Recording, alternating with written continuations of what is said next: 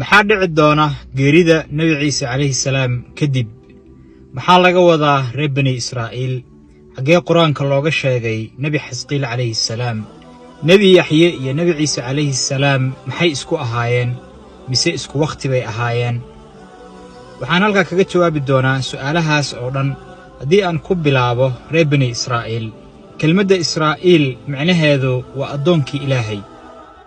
waxaana lagu naanaysi jiray oo lagu magacaabi jiray nebi yacquub calayhi salaam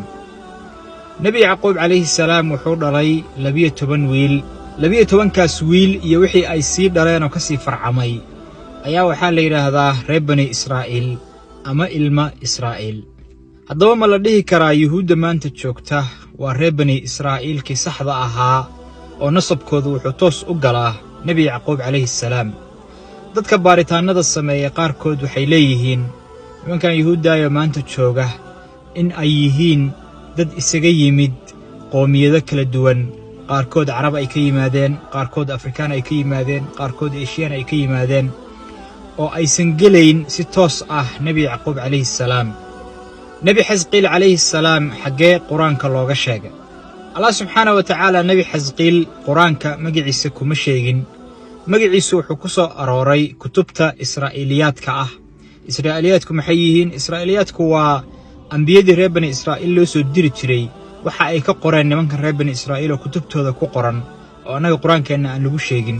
haddaba xukunka muxuu yahay in israa'iiliyaadka wax laga soo guuriyo taariikhdooda iyagu waxay qoreen annaga waxaa noo bannaan in aan ka soo warinno oo qisooyinka iyo israa'iiliyaadka aan warkooda ka soo qaadanno laakiinse ma rumaysanayno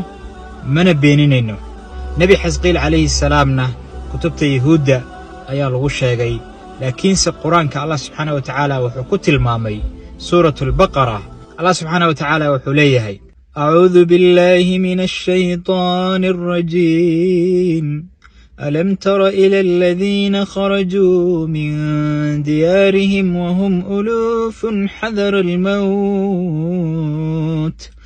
وهم ألوف حذر الموت فقال لهم الله موتوا ثم أحياهم إن الله لذو فضل على الناس ولكن أكثر الناس لا يشكرون وقومك الله سبحانه وتعالى وآياداس kaga hadlay oo iyagoo ka baqaya xanuun intay ka soo carareen tuuladoodii Allah subhanahu wa ta'ala uu laayay kadibna uu soo nooleeyay si uu aayad iyo mucjizo uga dhigo nabi xisqiil calayhi salaam maxay ahayd cilaaqada ka dhaxaysa nabi yaxya calayhi salaam iyo nabi ciise calayhi salaam waxaa la yidhaahdaa zakariya calayhi salaam wuxuu qabay gabar la yidhaahdo iishaac oo la dhalatay maryam bintu cimraan marka nebi yaxya calayhi salaam iyo nebi ciise waxay isku noqonayaan ilma habreed waxayna ahaayeen isku wakhti nebi zakariya calayhi salaam waxaa la dilay oo reer bani israa'iil ay dileen nebi ciise calayhi salaam dhalashadiisii kadib maxaa dhici doona geerida nabi ciise calayhi salaam kadib nabi ciise calayhi salaam markii la qaaday horta wuxuu ahaa 33 jir markii la soo dejiyeyna 7 sano ayuu joogay dhulka saas wuxuu cumrigiisu ku ahaa 40 sano ayuu ku geeriyoon doonaa nabi ciise calayhi salaam allah subxaanahu wa tacaala markuu oofsado nabi ciise calayhi salaam wuxuu soo dirayaa dabayl naacaw aad u qabow oo qof walba oo qalbigiisa in yaroo iimaana uu ku jiro nafta ka qaadaysa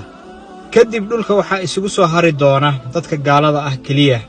dadka allah subxaanahu wa tacaala aan aaminsanayn oo dhan waxaa laga waayi doonaa adduunkan oo dhan qof allah yidhaahda ayaa laga waayi doonaa kadibna dadkaas ayaa baabi'i doona kadibna qiyaamihii ayaa dhici doona